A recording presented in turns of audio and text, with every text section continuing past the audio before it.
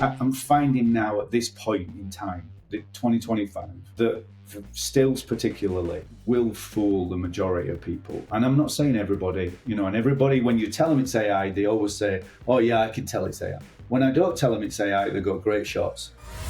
You're listening to WithAI FM.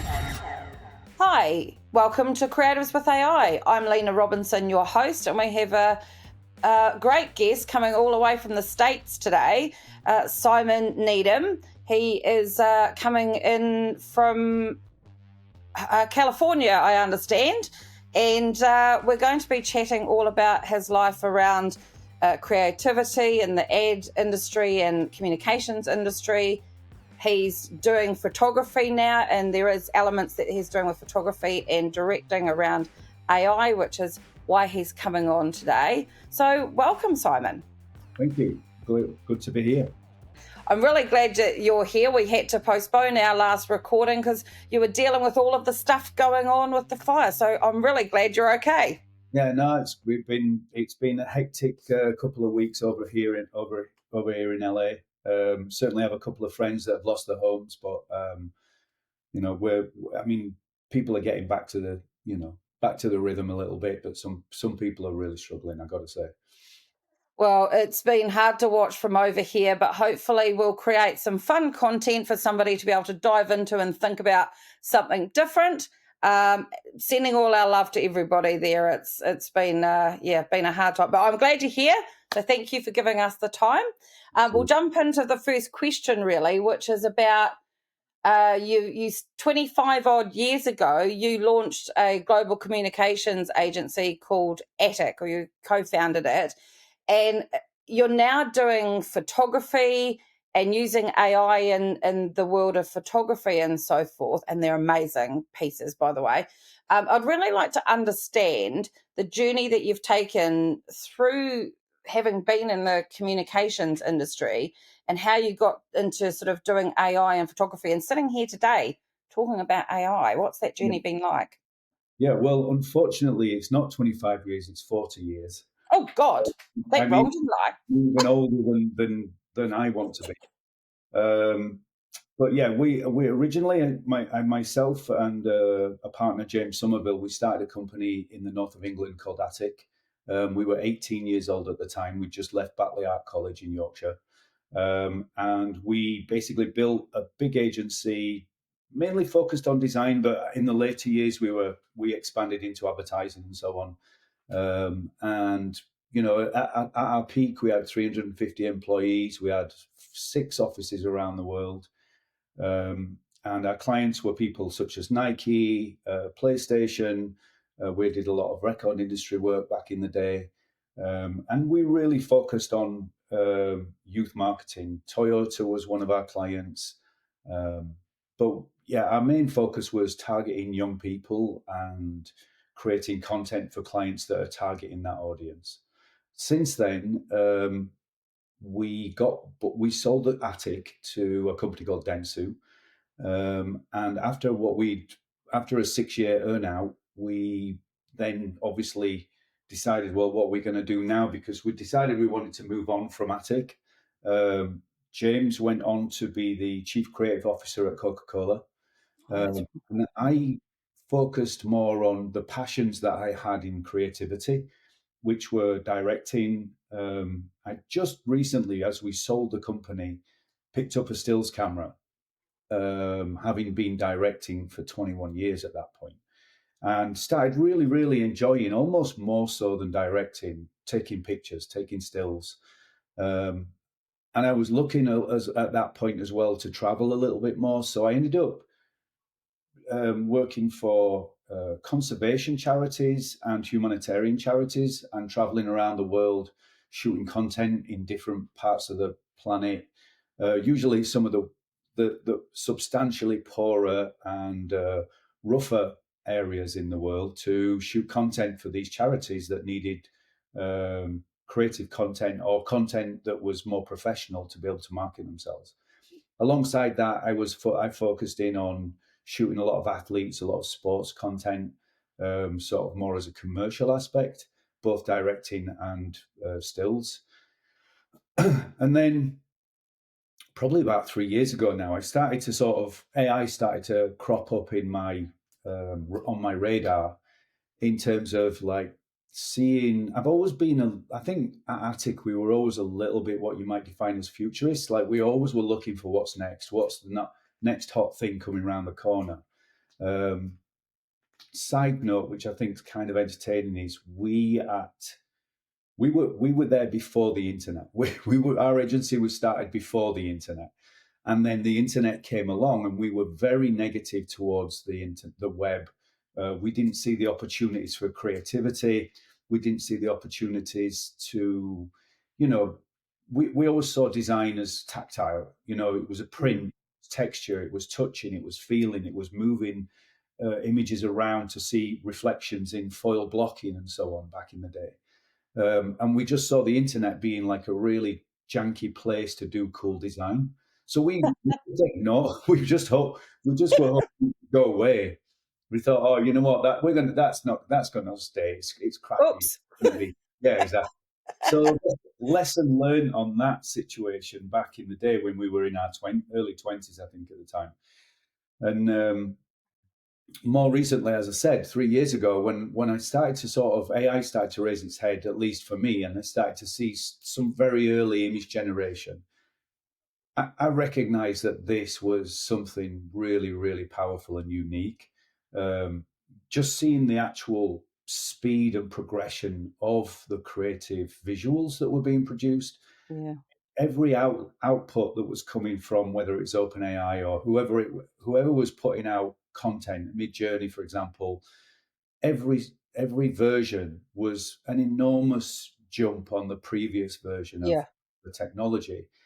And as a photographer, particularly a photographer at the time, more so than directing, because I just couldn't, at that point, I'm not sure I could imagine video being able to be done the way it is now. So I'm like, you know what? I need to run this concurrently. I need to really, learning from last time's web failures.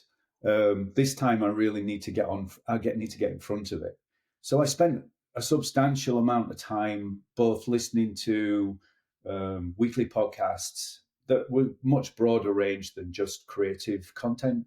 But trying to understand the industry, trying to understand the principles of what's happening, how does it work, what's the technology behind it, how's that working, and how can I benefit, if you like, from what's coming, and how can I ensure that I'm not going to get left behind, which, having been burnt once, it was very important to me to not get burnt a second time. So 2.5, 3 years ago, I started messing around in AI, just sort of doing little personal projects and so on, and playing around a little bit, trying to understand how to use the technology, alongside, like I said, just shooting on a regular basis, traveling for humanitarian projects and conservation projects, and shooting projects locally, whether it was commercials or whether it was stills photography.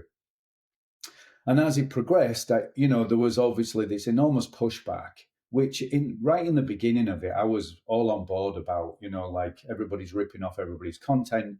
This technology is taking images from all over in every corner of the planet, it's pulling images in to utilize as data to be able to then recreate data.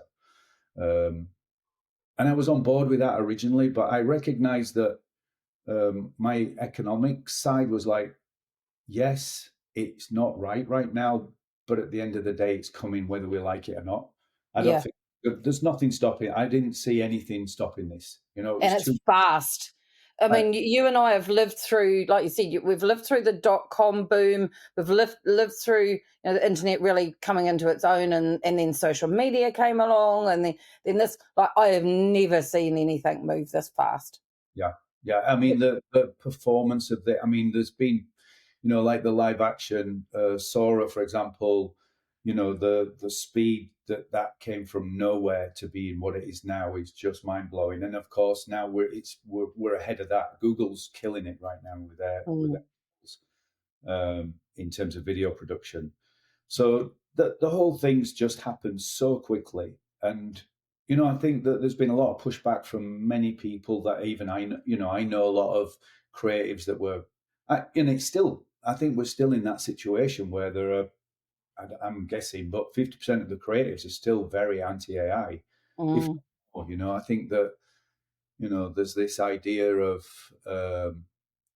copyright infringement and so on that is a legitimate concern, but at the same time, it's like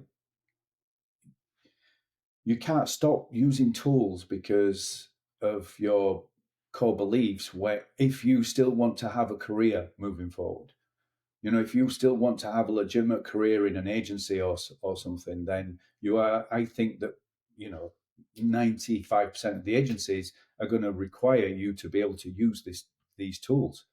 So I think at that point it was like, okay, well, I just wanted to get ahead of it. I wanted to make sure that as this transitions, which it is, I'm able to be as good an AI photographer, and I use that word loosely because it's, I mean, I don't want to propose that I'm a decent photographer.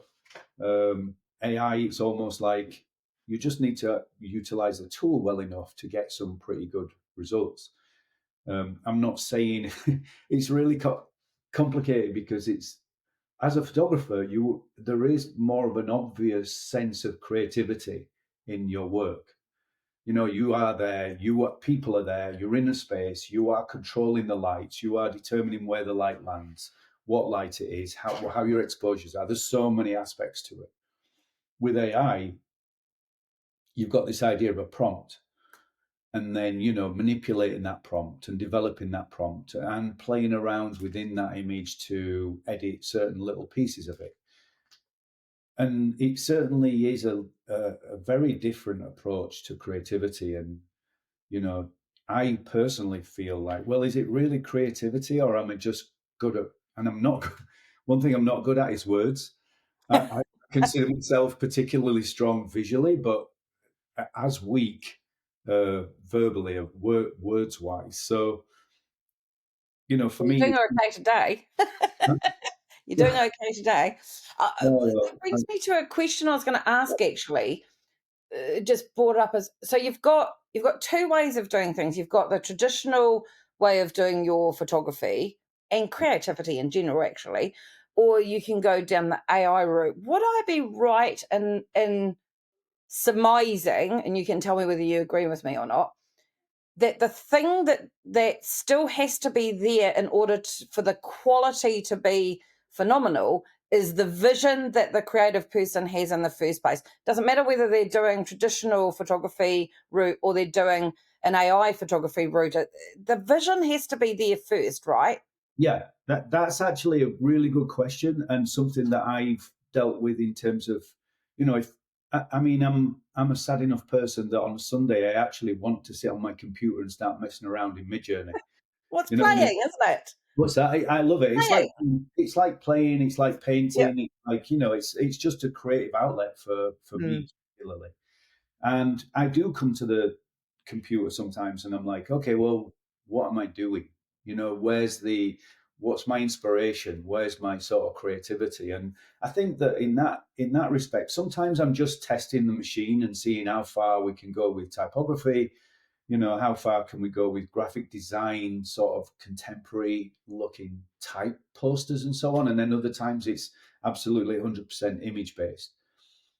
Um, I think that ultimately the ideas still come from it's sort of like references from, well, what do I want to play around with today? Or maybe the day before I had an idea that I want to try and create some sort of image that, I didn't necessarily know whether I'd be able to achieve. And then Mm.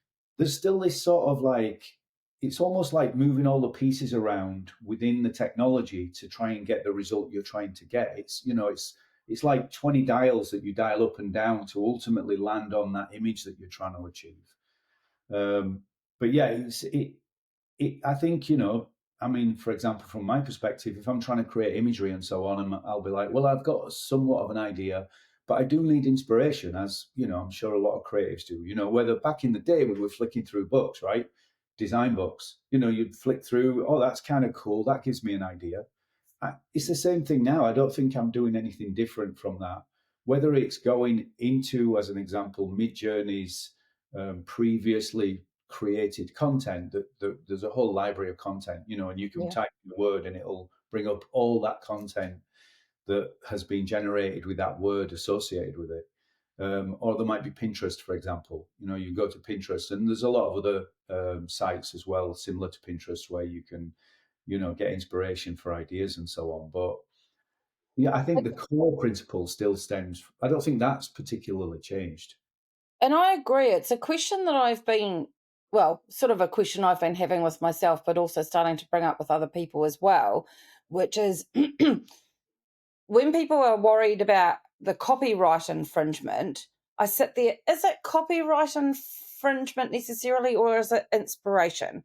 Because there's a reason why, if you look at things like, there were artist movements, there was cubism, there was surrealism, there was realist, there was all these different types of movements. They were being inspired by each other, 100%. still creating original pieces and work and so forth, but they were looking around to see what other people were doing, taking a note of that and creating, is why there were movements. Isn't it just the same thing with AI? Just doing it faster. That's a conversation I've had in past conversations. Is like, I mean, are we not all just LLMs that are essentially our own individual LLMs, and we're pulling information and content from every art gallery we walk into, every book we flick through, is every piece of inspiration we get essentially is feeding the result that we're looking to create. So it's not as overt and as straightforward as what where we are at the moment with generating AI, but it's certainly I think you could argue some of the principles are very similar. I mean, of course, if you specifically say I want to recreate the Mona Lisa, then you're going to be able to recreate the Mona Lisa. But I could do that. Well, I'm not sure I could do that, but I could certainly attempt to do that with paint and a canvas and still end up recreating some representation of the Mona Lisa, right? So I mean, I'm definitely what you might define as a pro AI individual relative, but I do try and consider the sort of both sides of the coin. I do try and accept that there are a lot of negatives as well as positives. There's a substantial amount of dangers that we've got to overcome and will continue to. But I think that's the same with every single technology that's ever happened in the world. There's always been the pros and cons to it. I mean, like anything, any technology can be used well or be abused. Just about every piece of technology out there can go one way or the other, I'm guessing. Which kind of brings me on to the sort of impact. What are you seeing at the moment? The biggest impacts are on creativity in general, and I'll ask you a question about creativity in a minute, but the creative industry in general, but then more specifically on the photographic industry. Like, where are you seeing the biggest, both positive and negative impacts? I just posted something just fairly recently that was one of the impacts of it. So I actually just created the sick thing is that I created a video in probably an hour using Midjourney and Runway ML. Oh, Runway, yep. I forget sometimes the name. There's so many tools. I know. But I basically produced a video that was, I'm not sure, maybe almost a minute long. A wildlife kind of feel to it, sort of global Earth sort of imagery. And put that whole thing together, including the music. And I mean, I didn't put typography on it mainly because it tends to not get distributed as much in social. But it took me an hour to put this whole thing together. And the images were pretty nice. I mean, they were, if I'd have got those in real life, I would have been pretty proud of those images. Well, very proud of those images. And so it's it becomes sort of a challenge to sort of like say, well, why even bother doing real filming and real photography when I can create this level of content? Well, like, what's the point? And this is something I wrote in the social, was basically I started to sort of, because this has been my challenge, is like, am I losing my passion for photography because I can just sit here and produce it, without any drama whatsoever? And the reality is, particularly with like, and I love the wildlife photography. I mean, I love humanitarian photography. I love the fact that we can do some good for charities and so on. But the wildlife thing, there's a passion for being able to sit in front of a lion and photograph. There's something really special about that, and that comes down to what the difference is for me right now between photography and AI, is this idea of, it's the adventure involved in the photography and the truth behind that photography, and capturing that moment in photography that you can create in AI, but it's not personally the same result. You don't get that same, oh my God, you don't know what went behind this shot. Like, it took us 4 hours to get to this location. It was hot as hell. It was fucking windy. There was dust in the air. We had to creep up to this animal. We had to sort of lay on the ground for an hour and a half. And finally, it took a drink out of the water and we caught that moment, right?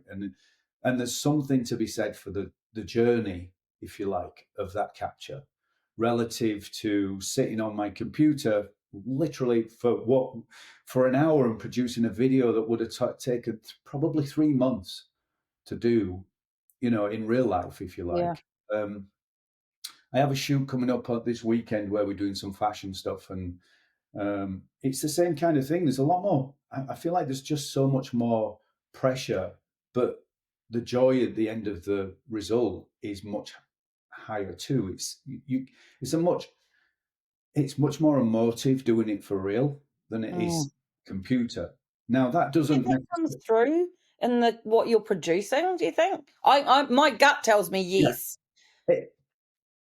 It's a good question, and I want to say yes, because obviously I'm doing all that effort, putting all that time and energy in, and I do hear this in comments and so on, in terms of like, well, you can tell there's just no feeling behind the animal's eyes, or you can, and I'm like, well, if I'd have told you that this was like just some video I shot, you'd be like, wow, this is amazing. The lion looks amazing.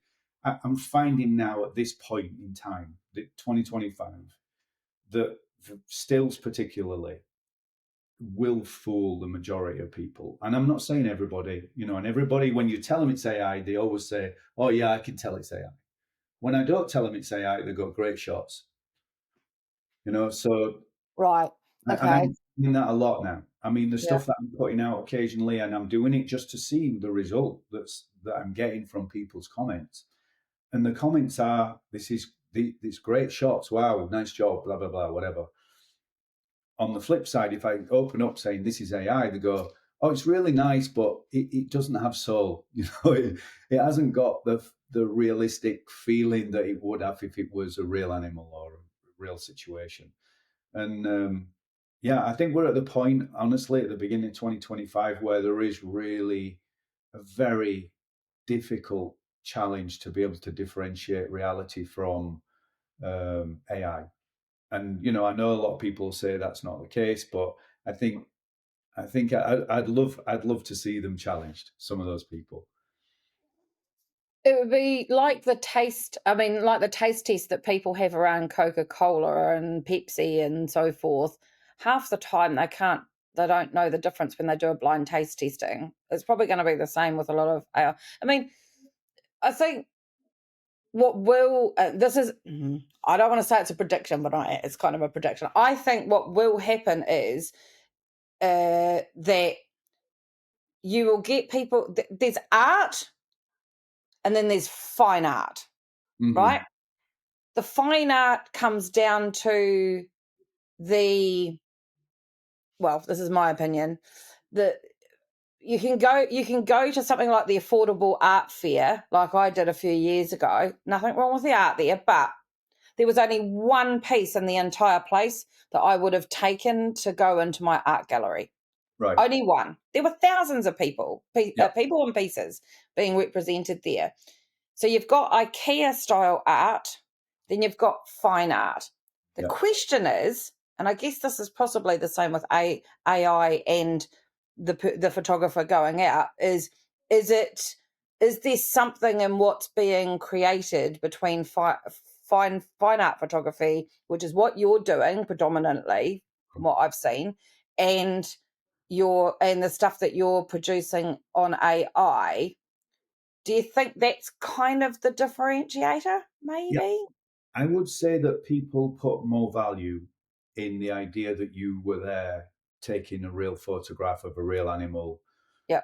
um, because there is, there's a substantial amount more effort going into two international flights to get there, and then spending 14, 15 days on the road to find those particular shots, and going Mm, through the challenges that you go through, and the time that you sit on your arse in the dirt waiting, and all the rest of that stuff. There's absolutely like a value in that, and I think we recognize and respect that. I think with regards to fine art, I think AI has a place in fine art as a column. It's mm, kind of like, cubism or whatever else. yeah, We've got this column that's AI art. And I don't sort of discount the value of that, because I think, and again, I don't, God, being so predictable, but it's in the eye of the beholder, right? It's like, mm, if you get a joy out of looking at a piece of content, irrelevant of what it is. It can be a blue canvas. I'm struggling to understand that, but it can be a blue canvas, right? If that's your joy, and you take, absolute pleasure from looking at it, and you feel something from it, then there's no. I'm not sure that I always question how somebody can define something good from something bad in art. It's sure. I mean, apart, but saying that, I mean, I want to say apart from like a kid's sketch, but if you flip that and said it was by so and so, all of a sudden it's a magical piece of art. You know what I yeah. mean? I, I don't know whether there's really a way of sort of determining good from bad. I mean, from my perspective, if somebody can paint a photograph of you, paint you, and it literally looks like a photograph of you, and they can do that, to me, that's just a level of talent that's unbelievable.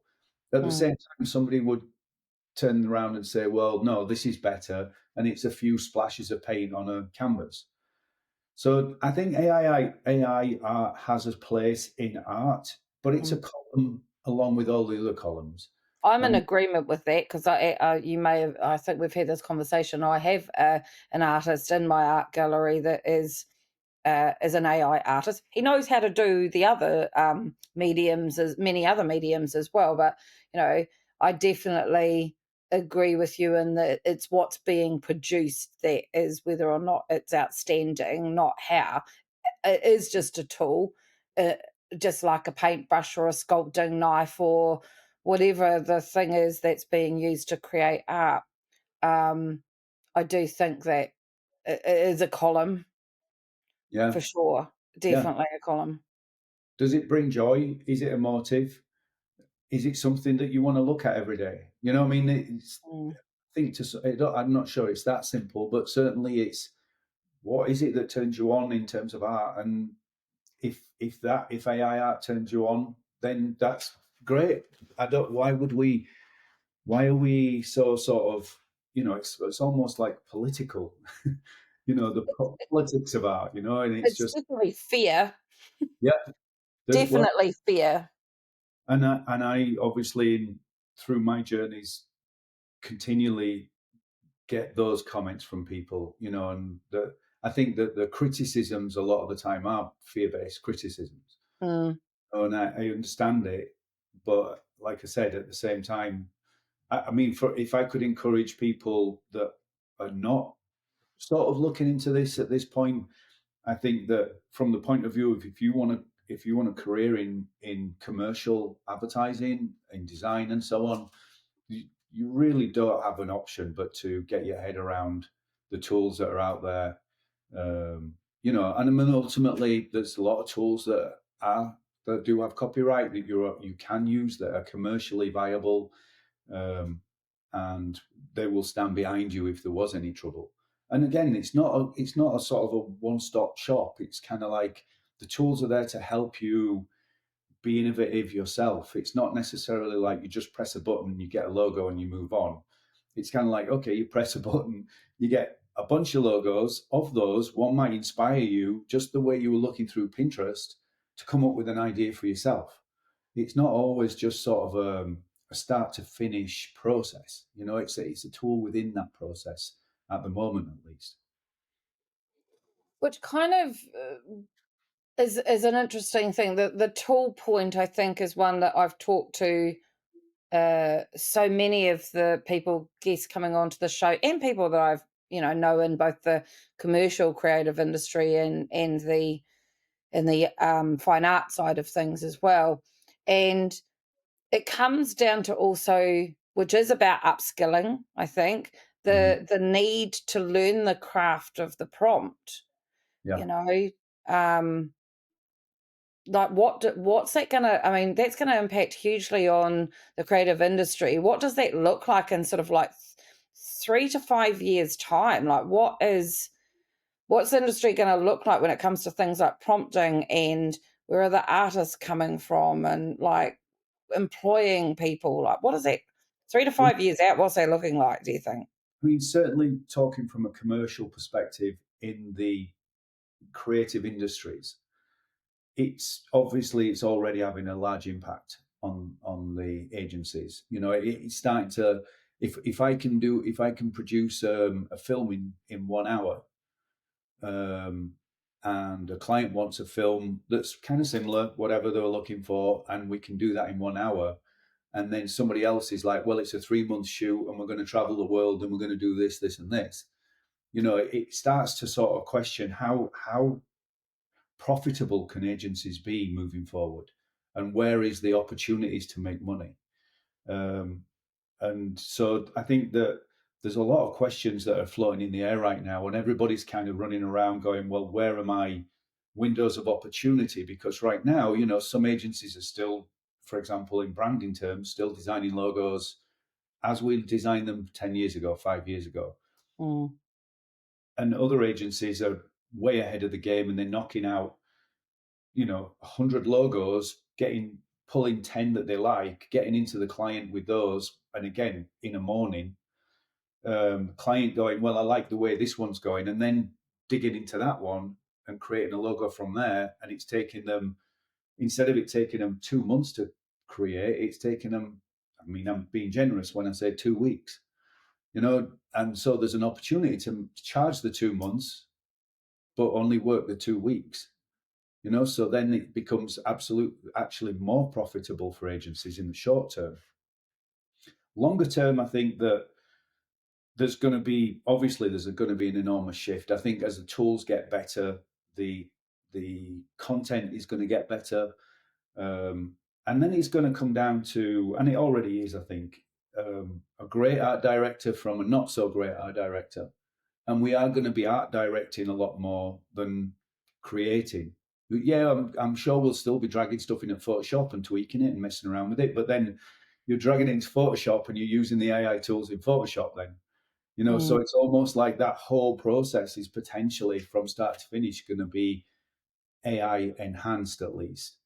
And then you're going to be, you know, I mean, we're noticing now that strategy is starting to sort of take a little bit more of a backseat and planning than it used to. I think clients are more savvy, getting to be a little more savvy now. And so that's becoming more of a challenge. So I think 3 to 5 years, the question to me is, commercially at least, is how do agencies make money in this world, in this new world? Where are the opportunities? Where's the money? How are directors going to work in this new world? As you mentioned, how are photographers going to work? And I think that it's going to be a really good question, because if I can produce an image for a client with their product on a model in any environment that they want it to be shot at, for example, a bikini line that wants bikinis on a beautiful girl on a a stunning paradise beach. Even today, we can do that without leaving the computer. In 3 to 5 years, it's going to be like a push of a button almost. So that means that there's these photographers that are doing product photography.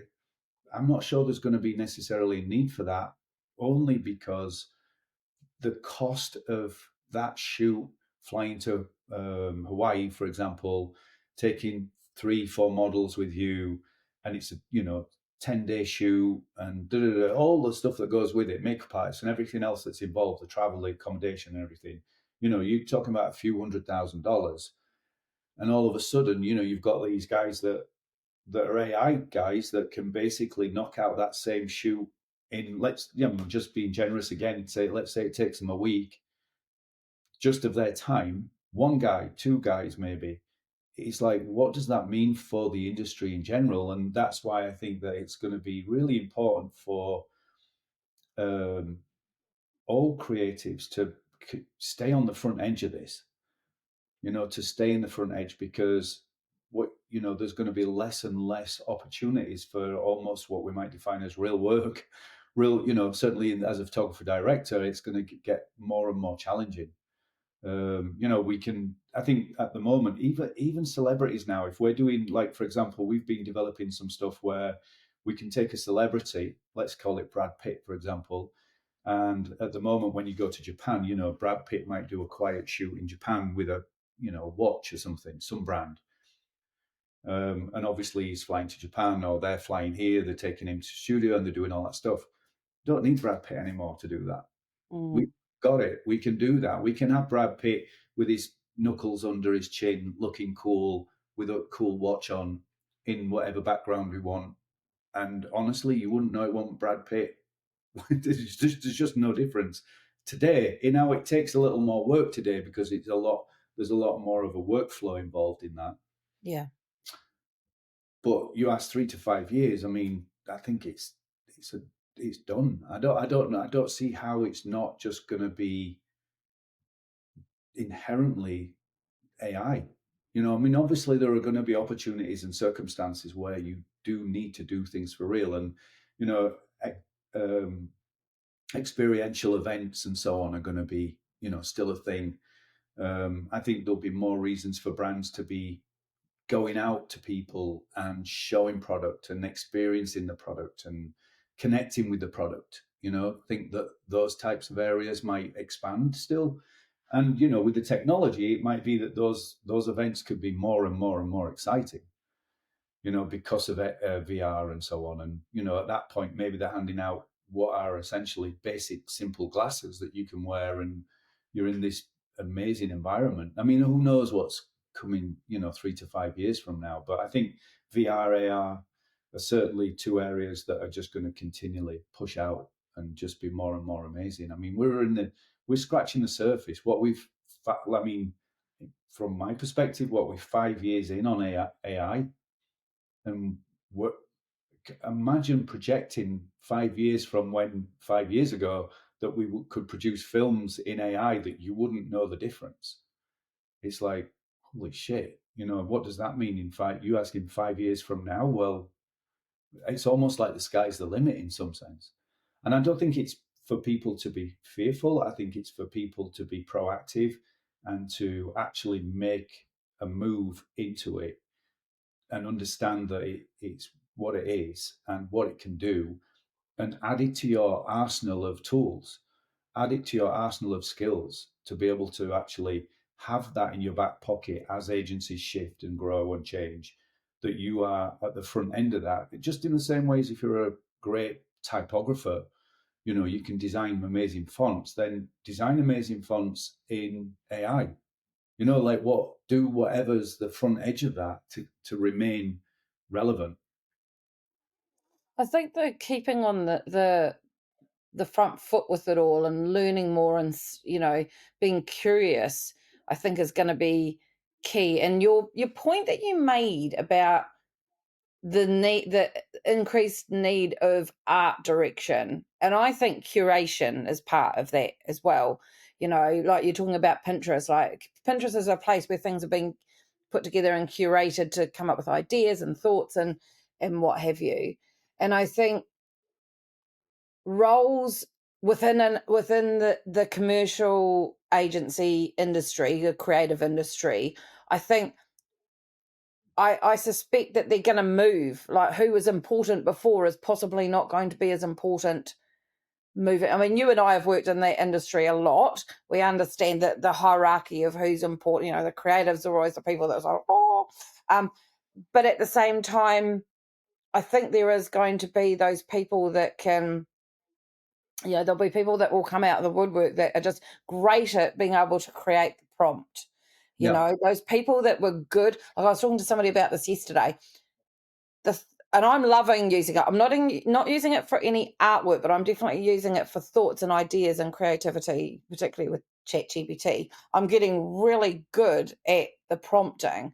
The reason I think I'm reasonably good at it is for years having to brief creatives on exactly what it is that I want has actually set me up to be really reasonably okay at doing the prompting.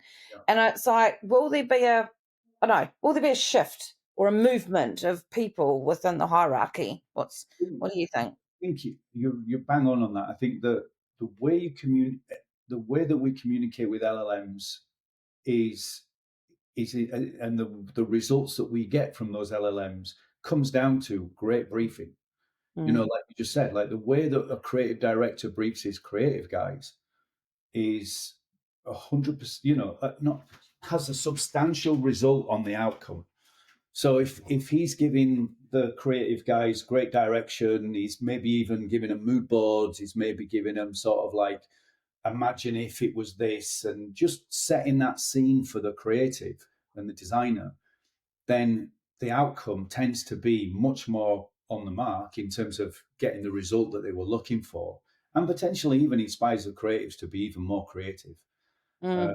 So to that, I think the guys that can communicate well, um, and instead of talking to a group of creatives or a creative or whatever it is that you're briefing, you're now briefing an LLM to be able to knock out the content that you're looking for. And if you give the LLM a great brief, you're going to get a great result. More and more as we develop. O3, which is coming out from OpenAI, I can't even imagine what that's going to be like to play with. But certainly, this idea of getting good results.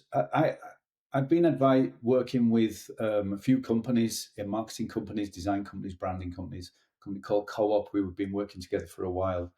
And, that was one of the things that I experienced with them in the early days. Was just one of the guys there was like, well, I just asked it to give me I can't remember exactly now, but it was I just asked it to give me a description of a project, an idea, and I just gave it a sentence, and it came out and it was rubbish. And I'm like, well, if you gave me that sentence, I'd come out and give you something rubbish. It was just like,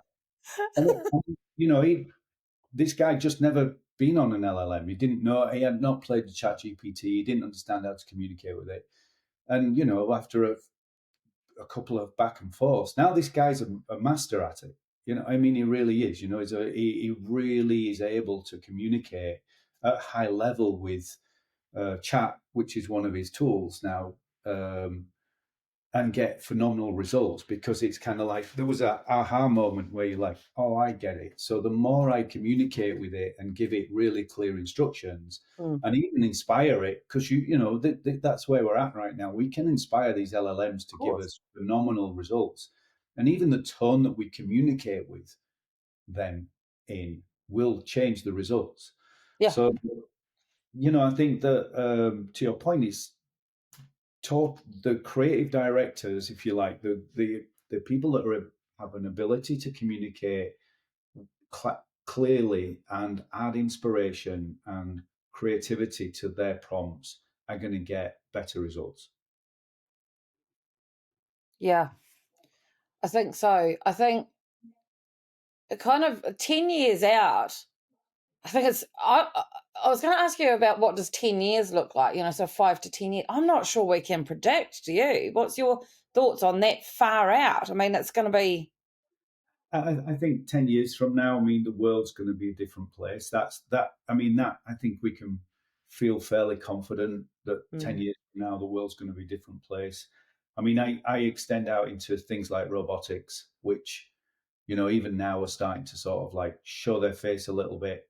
10 years from now, there's going to be so much involved in robotics, agent. I mean, we're projecting agents this year as one of the big things that's coming out. So you have your own personal agent that can book travel for you, as they use as a great reference tool to what an agent might do for you. I think by the end of this year, we probably might have legitimate agents that can actually do these things for us. It's almost like having your own personal assistant that knows everything about you and is able to do things just from a prompt, like build me a website, book me a flight, whatever it might be, basically a personal agent.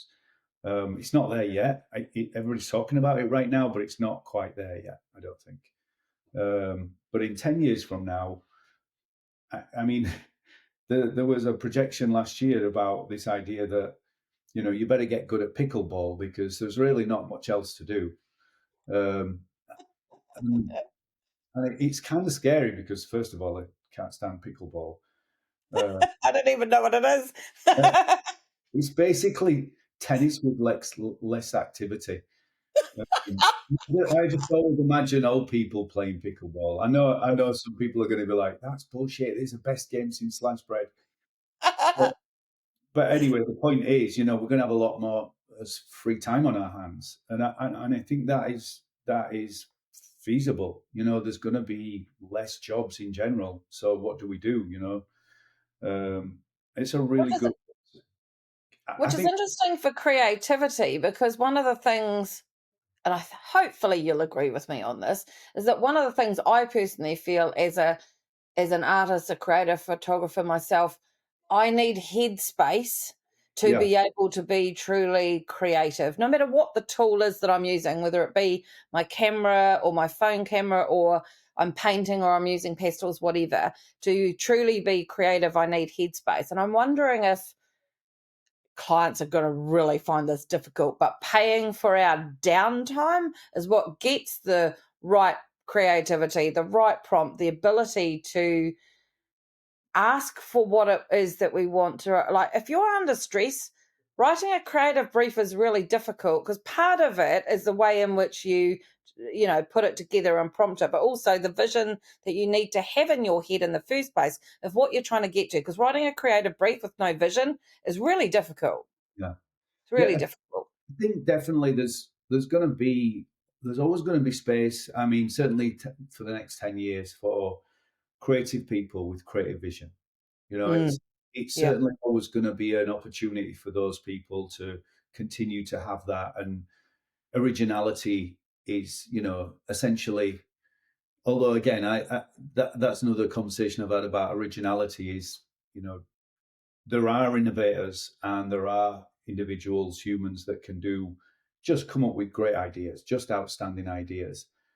Whether that's just that it's the right mix of previous ideas that have put together to inspire a great idea and they're just great at connecting the dots, whatever it might be, I think there's always going to be that requirement, certainly in the next 10 years, for that type of person. But yeah, I mean, there's always going to be, I think, the outliers, like the Salvador Dali's that pushed innovation. Even Disney, like when Disney and Salvador Dali came together and created a film, one of the most amazing things. I think what is interesting about those kind of people is they're on paper, and what has gone before is what the AIs and the LLMs are working on, right? yeah. The interesting thing about the outliers is they're the ones that will come up with something that somebody has never ever done before, the crazy, the weird, the odd, the whatever. Those type of people, I think, will always keep pushing the originality boundary, I think.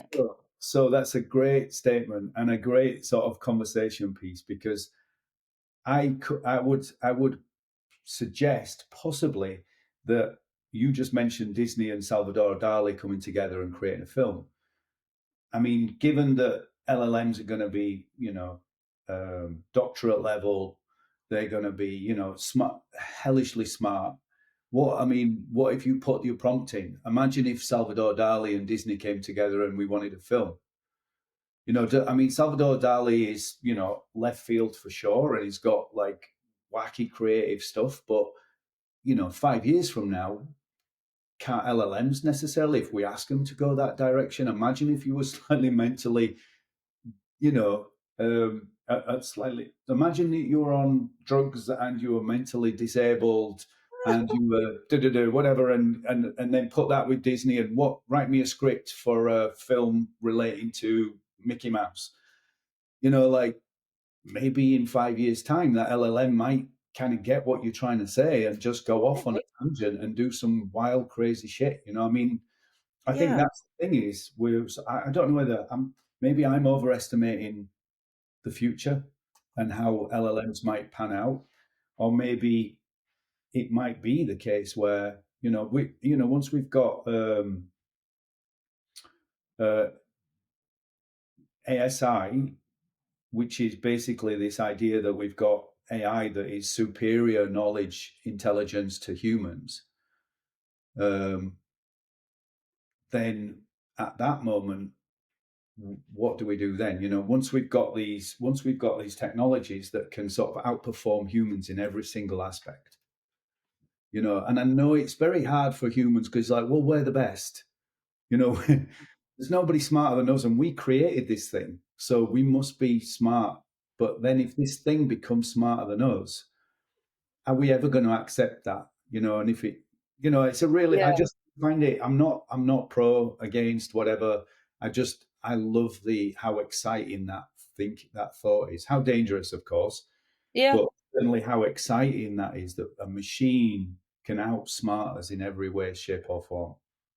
I think, because I was thinking about this the other day, and one of the things that I find, and I haven't come up with the answer for this yet or not, the reality is that everything to date that AI is using has come from the humans. So technically, all it's able to do is collect all the stuff humans have come up with. They're not making better, they're making what came from the humans in the first place. They're just doing it faster, aren't they? Yeah. Well, or are they just or are they doing effectively it's crowdsourcing, isn't it?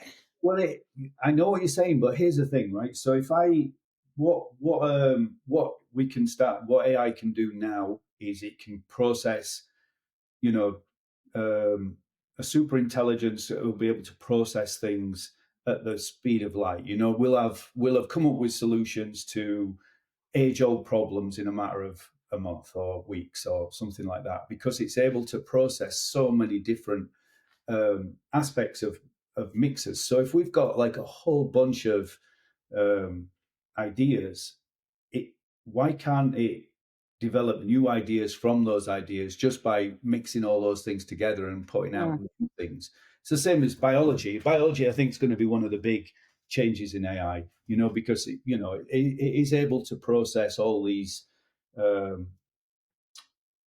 biological questions or challenges that we've had for years, where they keep talking about, it take us 30 years to just test if this would work out, as opposed to 30 days, which now AI is capable of doing. So it is developing new theories and new solutions and which we That's haven't true. been able to achieve. Like super intelligence is just so exciting in terms of what could happen. So if it can do that in biological areas, why couldn't it do it in creative areas too? Yeah, that's true. It takes us off onto an area that obviously isn't for creators with AI, but the health, health and well-being. There's going to be so many areas AI is going to be able to help us with. But I think AI, is one of those things that it is hard to predict in a lot of ways what the future is going to hold, but at the same time, to your point, it's an incredibly exciting future. Because kind of rounds up our conversation, I guess, today. We're kind of heading towards, I was just looking at the time, we're heading towards the end of our catch up. But is there anything that you're looking forward to in the next few years that you think, like, that's where I'm going to be heading with what I'm doing with photography and AI? Is there anything specifically that you're kind of moving towards? I've been thinking. I mean, I've been thinking about that. It's certainly a question that is like, well, what the hell I'm going to be doing in the future? I think as much as I can, I want to continue the path that I'm on. I like running two paths. I like the idea of being able to, continue to try and improve my abilities with the tools that are available at the moment. Although, as they get more complex, it gets more challenging for me because I certainly, as much as I consider myself a creative, I don't necessarily consider myself a technically smart individual. So that's starting to be a bit more challenging as things develop. The idea of travel and so on is certainly something that I'll continue to do, go on these crazy adventures and experience have some of the worst experiences of my life and some of the best ones. And they definitely have both sides of that coin. But in terms of like I mean, I would say that I'm very lucky to be my age when this stuff's coming, where it's not my life or livelihood doesn't depend on it. Um, and that's, I don't know, that's selfish, but I don't. It's concerning for a 25-year-old to Yeah, have a sense of what. I don't know whether unlike 40 years ago, you could pretty much predict the rest of your life. You could certainly say, "Oh, I'm in advertising now. I'm going to work my way up, and I'm going to end up being, the creative director of the agency, and I'm going to be running these mm, accounts, and so on." And I think that these days, I'm not sure that that's a path anymore. I'm not sure what the path is. I don't know whether any of us know what the path is. And as a photographer, I really just think because of economics, we are going to be producing more and more AI content for companies because they won't need to pay the money. There's one thing we know is companies love making money. And if they can save money by not spending big bucks on big photo shoots for for the automotive industry, where they're shipping cars to another country to shoot them on top of a mountain, but actually just put a car on top of a mountain in an office, and you would not know the difference. Product correct material. We've done this as well. We've already produced product correct vehicles that we can sit on yeah, top of the mountain, and you wouldn't know the difference. And certainly today, you wouldn't know, and certainly by the end of this year, you won't know the difference. So I think that there's a lot of scary scenarios coming up for production companies as well that are like, well, we're still a film company and we're still directing, and it's like, absolutely, keep doing that, but for the love of God, start running some of this shit concurrently, because you need to sort of have this in your back pocket as things shift, because yeah, people are going to be bidding things, they're going to be bidding things at 50K, not 500K, because and then it's not even going to be production companies per se, it's going to be AI creatives that are now directors, if you like. yeah. Storytelling's a big deal. I think It is. that's going to be, for the time being, a really key area that people can really benefit from. Still, if you're a great storyteller, I think you've got great opportunities to succeed. But it's not. I don't want to create fear, but I want to create an understanding that we need to retrain or uptrain, or whatever you mentioned the terminology is, upskill, Upskill, yeah. moving forward. Agreed. Well, look, that's a really good place to end. A good piece of advice on getting upskilled. It's been a fantastic conversation. I knew it was going to be. It was really good. Thank you. We've covered a lot of topics and subjects. I've got one tiny question left to ask, which we're starting to ask all of our guests, which is, if you were wanting to see one particular guest on our show, have you got somebody in your mind that you'd love to see on Creatives with AI? Well, the people I like to listen to are the guys that lead in the big industry AI companies such as Sam Altman at OpenAI, because to be honest, those are the only people I think that really can genuinely predict some sense of what's coming. And therefore, to me, those are the guys I love to hear, because they are visionaries. Some of them, They are. Nvidia, another one that's, those guys are doing some amazingly visionary sort of production tools that'll help production in the future. But for me, I just love to listen to those types of individuals that are actually within, like, if you guys could get somebody within OpenAI, you could get somebody within Google or whatever the large corporation it is, DeepMinds, whatever it might be, then those would be absolutely fascinating to listen to, specifically if they're talking creative industries. I would definitely like to try and get those people on for sure. Well, look, thank you so much for your time today. It's been thoroughly enjoyable. Thank you, Simon, so much for being here, giving your experiences. I think it's been really quite fascinating. And I'd just like to say thank you to all our listeners for being here today, and to make sure that you get out there and stay curious. See you later, everybody.